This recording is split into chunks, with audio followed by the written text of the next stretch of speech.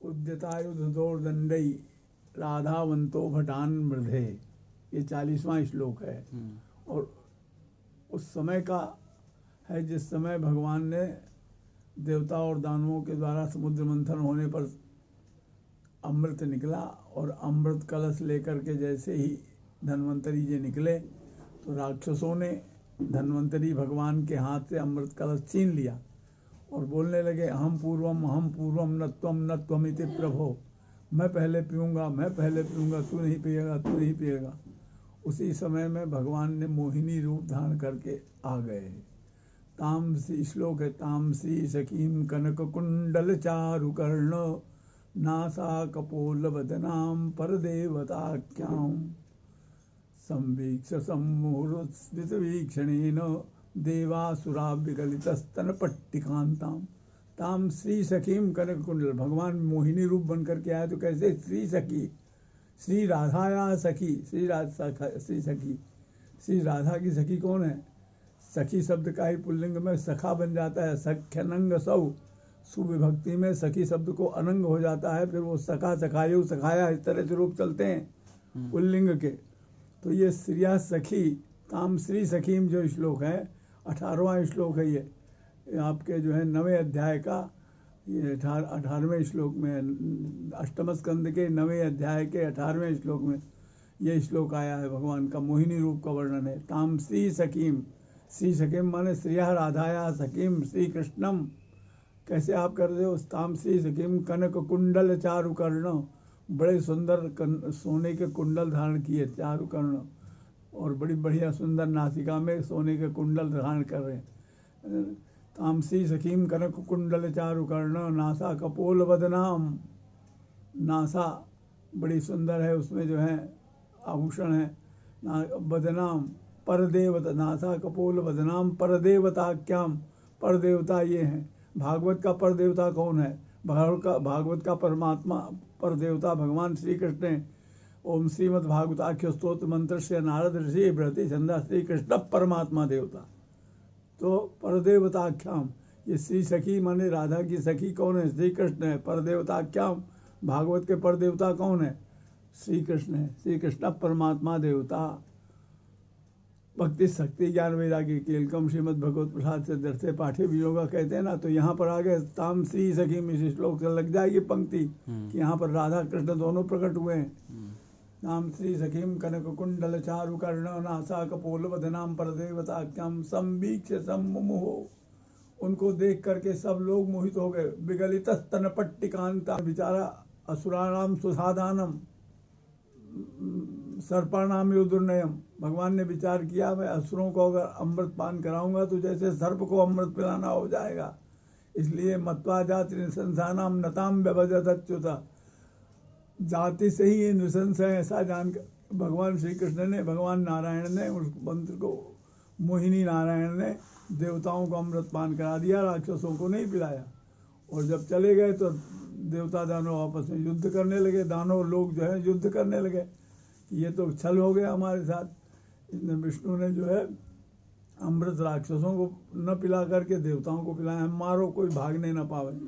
घमासान युद्ध हो गया। तो उसमें ऐसा युद्ध हुआ जिसमें देवता दानव सब आ गए। यहाँ तक लिखा हुआ है कि बृहस्पति जी से लड़ने के लिए महाराज उसना आ गए, शुक्राचार्य। बृहस्पति सनसा माने बृहस्पति भगवान देवताओं के गुरु हैं और राक्षसों के गुरु उसना हैं।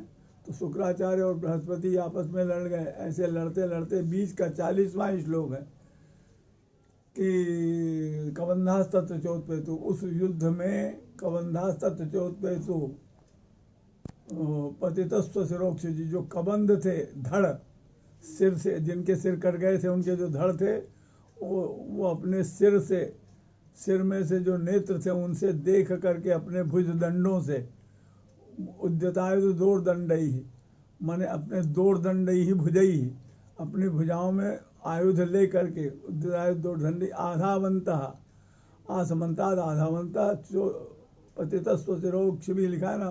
कबंधा तत्व चोत्पेतु, चकारात है कि आधावंता और चकारात उत्पेतुश्च माने दौड़ते आए और कूद करके आ गए युद्ध करने के लिए, एक दूसरों से युद्ध करने के लिए। यहाँ तक कि देवदानों का बहुत भयंकर युद्ध हुआ, और बहुत युद्ध होने में बलि जो हैं उन्होंने अपनी माया का प्रयोग किया। जब देवताओं से उनका पराजय होने लग गया तो माया का प्रयोग किया।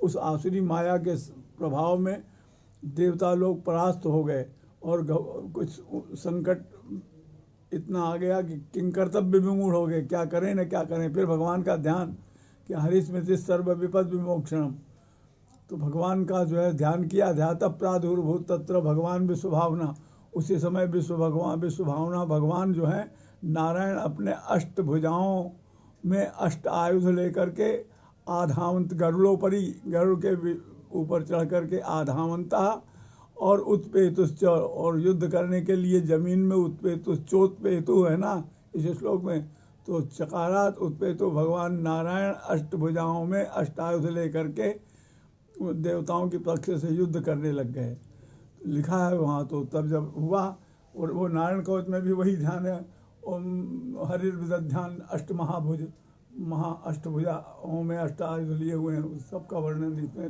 लिया जाएगा। उसकी भी पंक्ति यहाँ से लगाना ही पड़ेगा।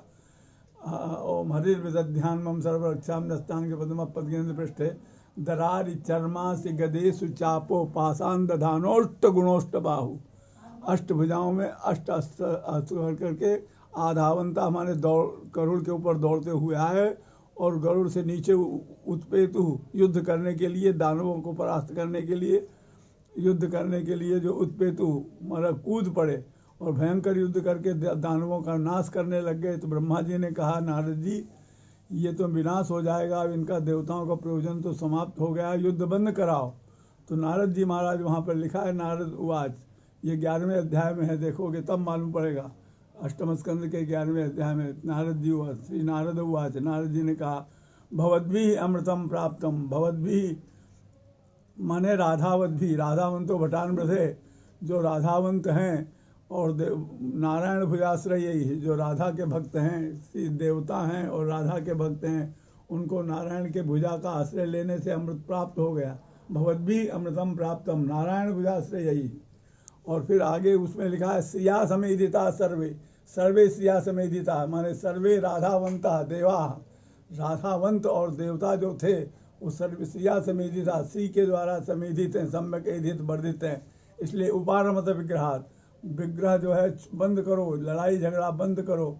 नारद जी की बात मान करके देवता जो है देवता चले गए स्वर्गलोक में, और देवराज इंद्र ने बलि को मार डाला था, उनके टुकड़े टुकड़े कर दिए थे, उनके शेष अवयवों को ले जाकर उसना के पास में रख दिया। तो भागवत में ही लिखा है उसना जीवयामास संजीविन्या स्वविद्या, उसना माने शुक्राचार्य जी महाराज ने अपनी संजीवनी विद्या से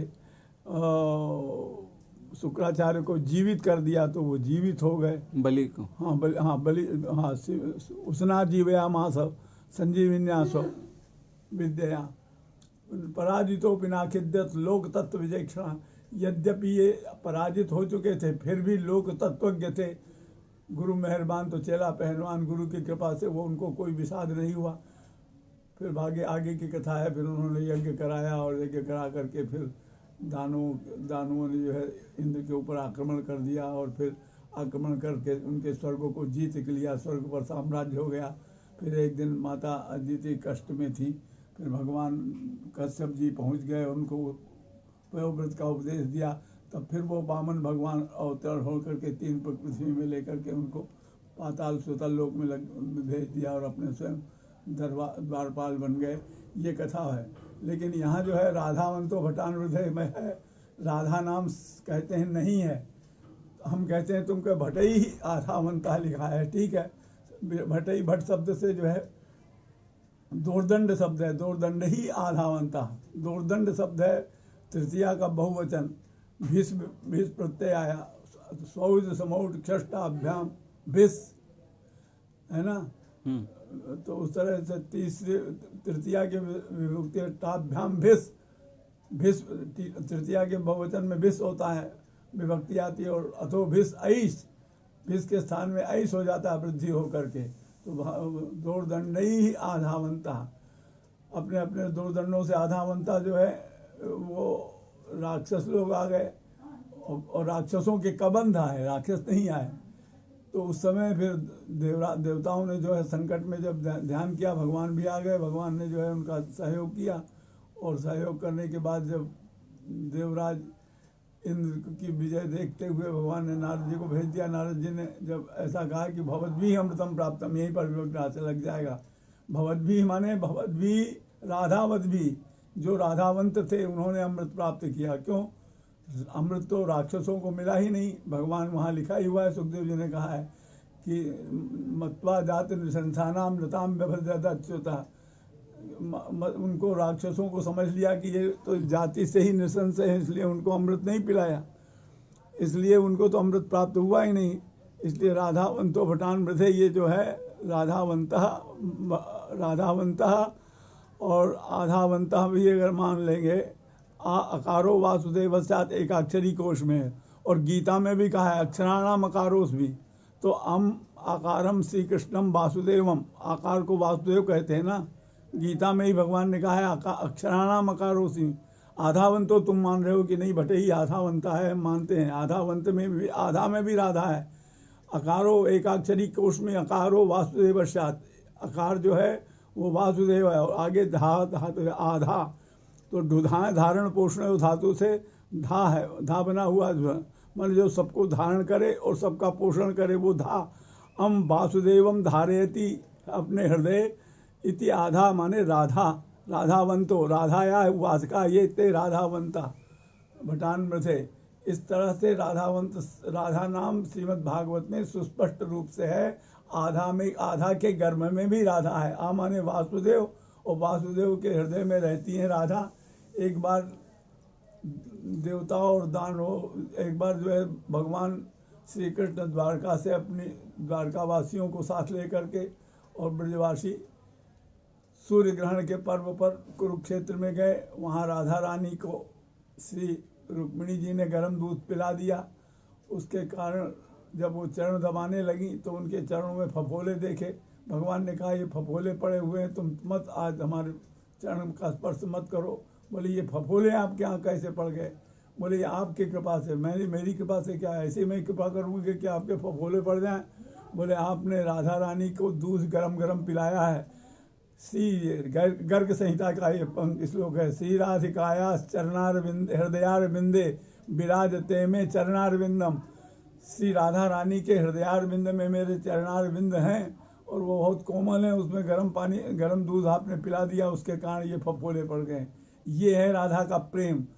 तुम राधा रानी की बराबरी नहीं कर सकते हो। तब रुक्मिणी का मान मर्दन हुआ भगवान ने, तब राधा रानी का स्वरूप का बोध हुआ, रुक्मिणी को बोध कराने के लिए किया। इसलिए आधावंतो मानते हैं। यो वही अनंत गुणान अनंतान अनुक्रमिष्यन् सत्वाद। यो वही 11वें स्कंद में भगवान श्री कृष्ण ने उद्धव जी को कहा, यो वही अनंत गुणान अनंतान अनुक्रमिष्यन् सत्वाद बुद्धि रजांश भूमिर गणेत कथंचित काले न नैवा अखिल शक्ति धामना। जो कहता है कि यही अर्थ है हमने जो किया है, तो वो उसी प्रकार से बाल बुद्धि मूर्ख है कि रजांश भूमिर गणेत का संचित। पृथ्वी के रज कणों को कोई गिन सकता है, लेकिन भगवान के अनंत गुण गणों का वर्णन गणना कोई नहीं कर सकता है। इसलिए राधावंतो जो है, इसमें इस श्लोक में राधा शब्द है, रहेगा और था और है और रहेगा। श्री राम जय राम, जय जय राम, श्री राम जय राम।